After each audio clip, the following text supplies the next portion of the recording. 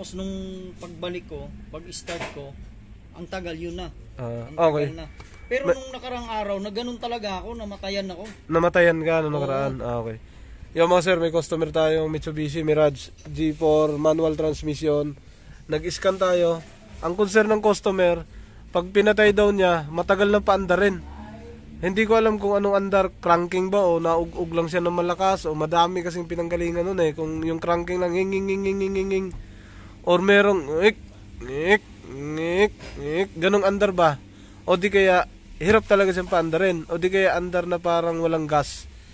Sa scan natin kasi may check engine siya, lambda, yan o, lambda, heater, circuit low, tapos fuel, trim, 2 lane. Tingnan natin kung saan tumama to, kung 1 or 2, kasi wala siya nakalagay oh.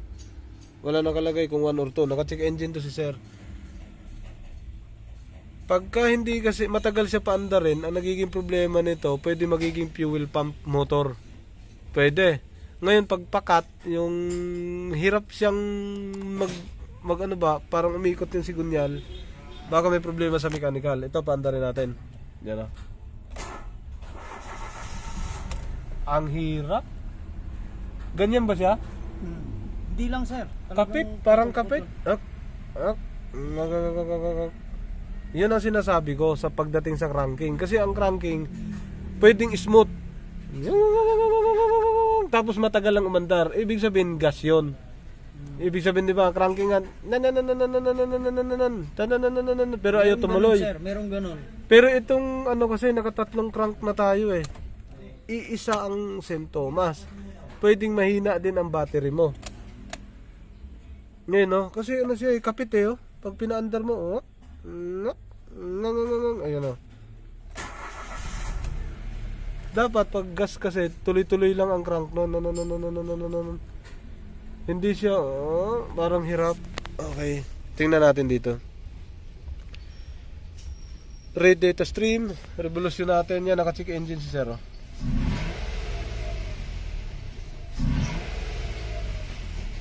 So okay naman to, wala naman siya problema dito sa sa revolution no. Lambda, balik tayo. Doon tayo sa OBD mismo. Sa onboard.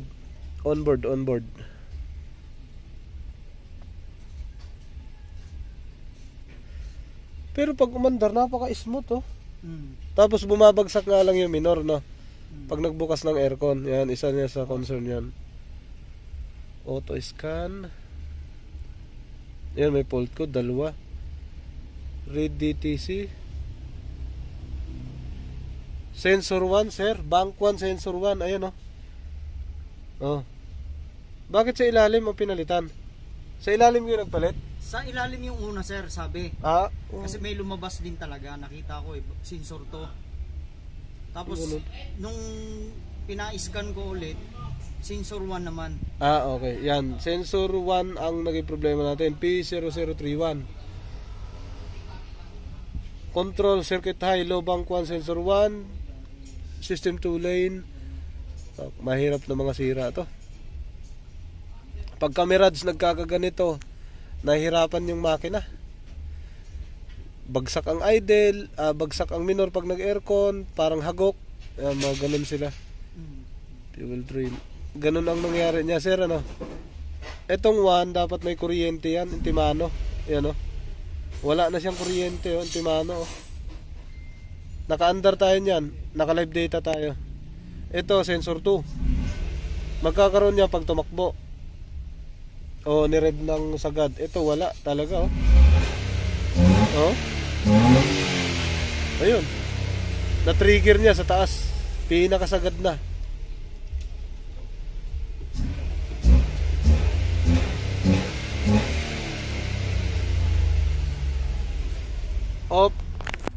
Off natin. On. Start.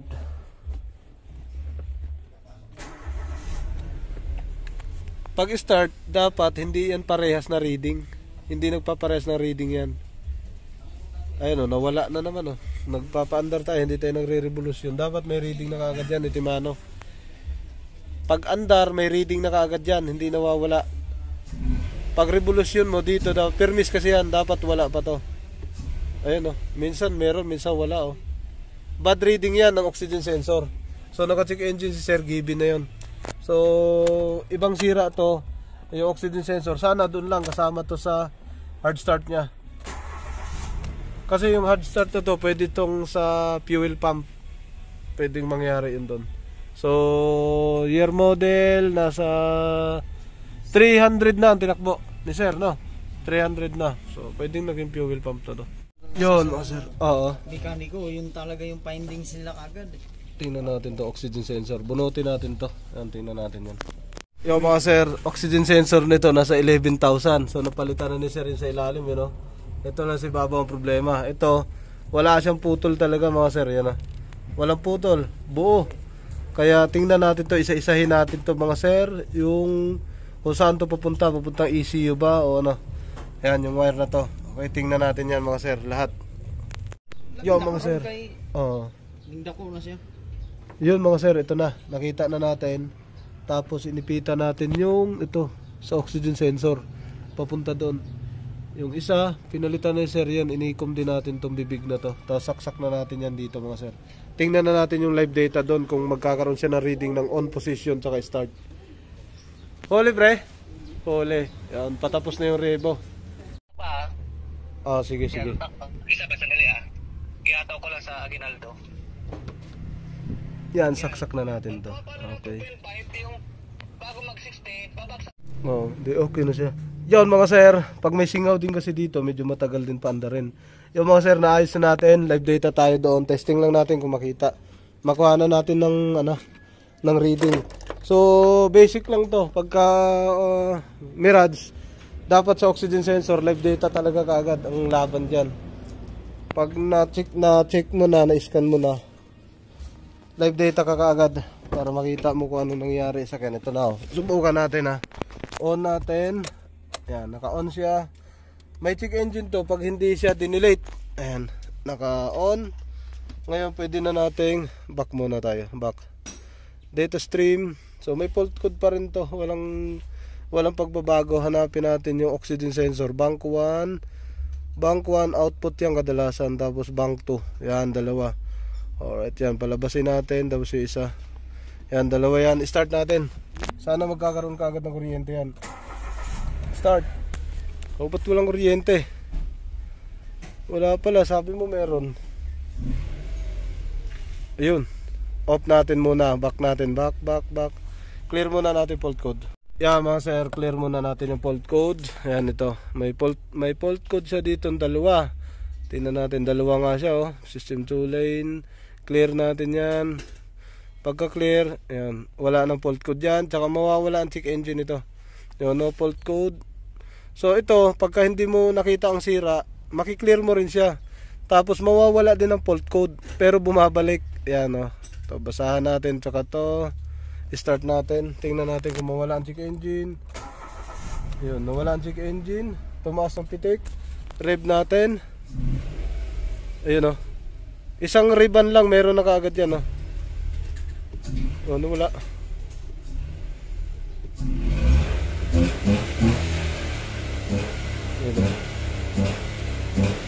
Sunod-sunod yan pagka ganon. Yan, hindi siya nawawala. Saka to gagana.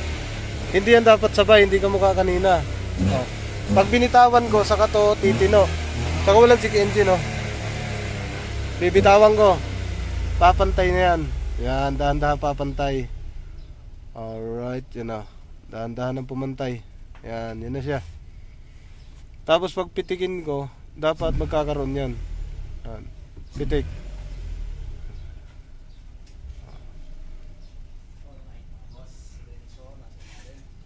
Pitik. Hanggat hindi ko inaapakan yan, hindi siya magsunod-sunod ng ganun.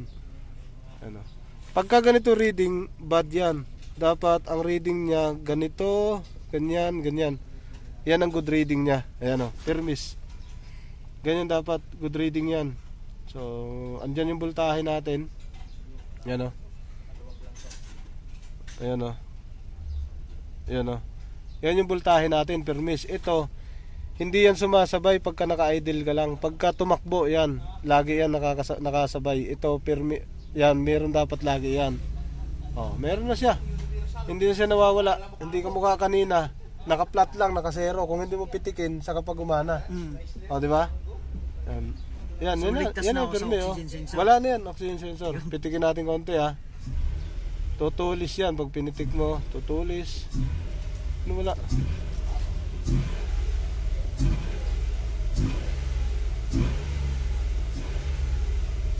Yan, ganyan dapat yun, oh. Tumutulis siya. Tapos pag binitawan, depende sa idle kung tataas siya, bababa yan, oh. Okay. So tapos na to. Pwede na tong bitawan. Pala, buksan pa pala natin ang aircon. Okay, bumabagsak to. Bukas aircon. 2. Yan na. Hindi na siya bumagsak. Hindi na. Umangat na, ano? Steady na siya, oh. Kanina bagsak, pag pumitik lang isa, di ba? Pagpitik bumaba dahan-dahan, no? Baba. Oh, Baba. Diretso nga eh. Diretso baba, no? So, hanggang Naka-aircon, 2 yan. Oh, naka-aircon tayo. Yan, oh. Stable siya, may reading lagi. Yan, alright. Ayos na to. Yan na, permis, oh. Yan. Oh, gigil. Gigil. Walang bagsak. Off aircon. Normal idle. Yan lagi, lalo pag nag-re-remap. Kaso hindi pa ako nag-remap, eh. Yan, oh. Bumababa na siya, oh. Bumababa na siya pagka walang aircon. Yan, normal yan, idling. Buksan natin aircon. Nanginginig daw to pag ano, eh. Oh, bumaba nga, ayun. Yan, permis. pag bumaba ng konti, sir, normal lang yan. Walang problema yun, basta wag siyang magmanatili dyan sa baba. Dapat nandyan yan pag nagbukas ka ng aircon. Off natin. On aircon, nasa baba, pitik. Oh. Kahit i-4 pa natin to. Ayan, oh. Stable yan. Pero dapat dyan, hindi lang dyan ang focus. Dapat tingnan mo to kung gumagana. Kasi pag hindi gumana yan, bagsak ang minor niyan. Pag hindi nakapantay lang ng ganyan, naka-off, bagsak ang minor. Ito, bababa to. Yun ang yun yung control. Yan, bababa yan. Babagsak yan, naka 4 na tayo. Naka aircon. Aircon na yan, eh, no? Ayun na yun. Red. Yung aircon mo na sinabi mo na walang minsan hindi na ko automatic, titingnan to. Yun, hindi talaga yun. May ibang wirings na nakakabit. Off na natin to. Off natin. Tapos tingnan natin idling, yan babalik yan sa baba. Okay, yan, baba. Yan, pagka hindi naka-aircon, mababa talaga minor. Ngayon buksan natin ang aircon. Pwedeng pumitik lang sa baba konti, tapos palo sa taas. Yan yung idle up nya. Naka-trace. Stable. Dapat hindi yan mababa. Yun.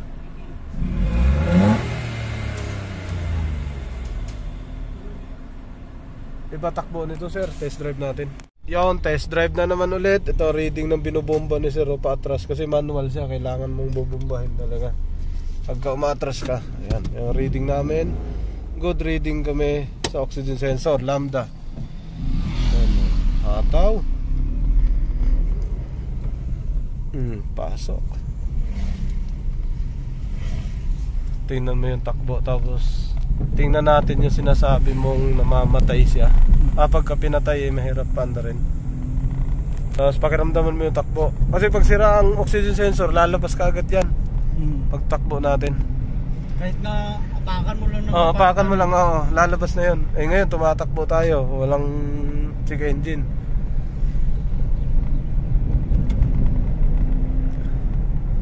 Cool ba kayo na yun? Taga Butuan akong driver, oh. Shout out dyan sa mga taga Basag Butuan City. Basag Ulero. Mga taga Langihan, shout out dyan tanan. Langihan, Piquinho, di ako suuna, Bilyacananga, Maon, Obrero. Basta tambayan ako dyan, Langihan, Buena Vista sad, Buena Vista, Nasipit. Ya, Pag abot naman sa bukid, ay sir, ano mo yung aircon mo, nako, puro alikabok tayo dito. Yan. John. Shout out sa tanan, taga Nasipit, Sos, Carmen, paubos padong sa Libertad, sa daghang pay lugar diyan nga akong naibawan, basta Butuan City. Yon. Tapos ano diyan sir? Kaliwain mo, hindi, kanan mo na. Dito, kanan lang. Kananan mo na. Ayan. So wala pa rin check engine. O yan lang yun eh. Yan lang yun pagka mga oxygen sensor. Mga Mitsubishi Mirage, kailangan scan tapos live data. I-live data yung reading ng oxygen sensor. Doon yun lagi. Tapos ang sintomas nun, bagsak ang minor pag naka-aircon. Mamamatay-matay ka talaga niyan. Alright. Ayos na mga sir. Yun, pauwi na kami mga sir. So ito na, nakaikot na kami, pabalik. Wala pa rin check engine. So tuwan-tuwa na yung may-ari nito. Kasi ang nandito driver lang. Hindi, joke, siya yung may-ari. Okay, tapos starting na lang yung titingnan namin. Alright, papasok na kami sa shop. Ayun. Alright, so hindi na talaga. Kahit dito ka na, bungad ka na lang. Ayan, ay, nakarating na kami. Tapos bigyan mo ngayon ng off. Off mo ngayon lahat, sige.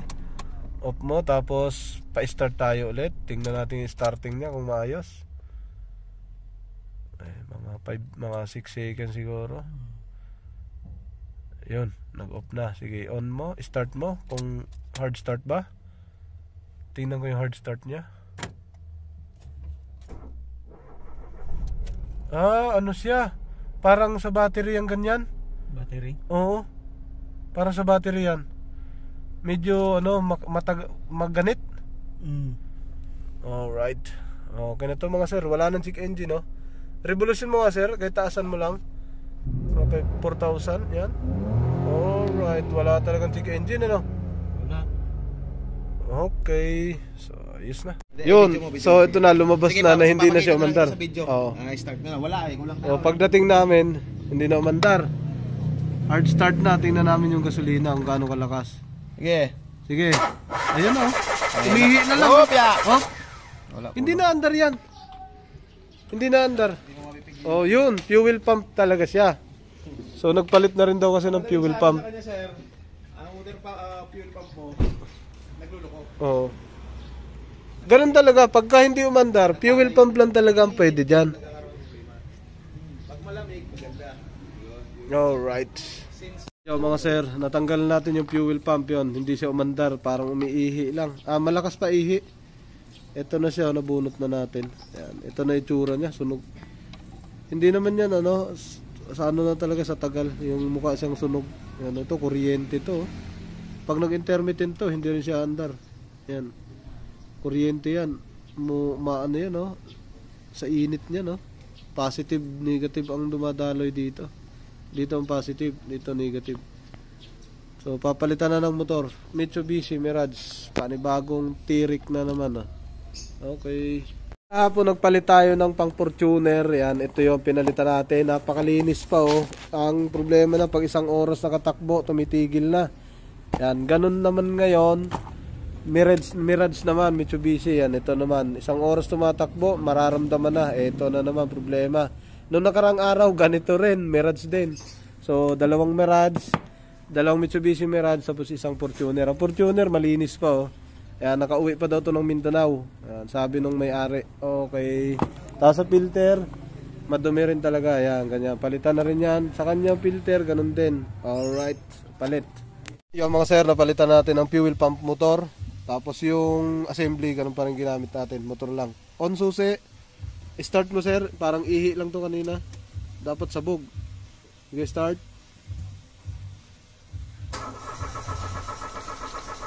Sige lang. Op, okay na.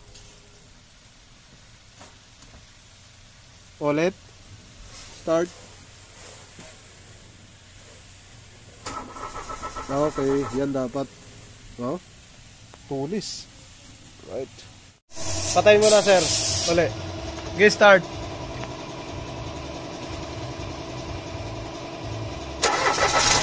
Yun. Okay na. Gigil. Red. Yeah. Okay.